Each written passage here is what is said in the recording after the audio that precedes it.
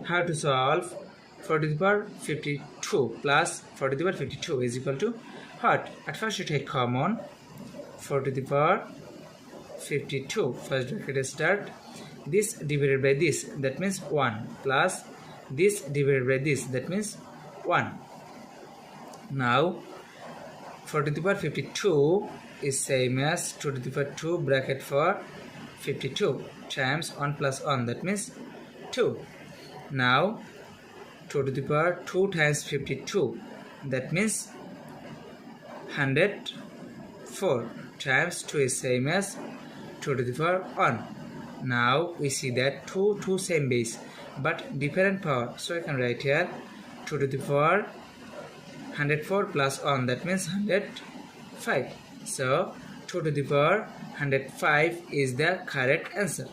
If you like this video, please like and subscribe for my air condition.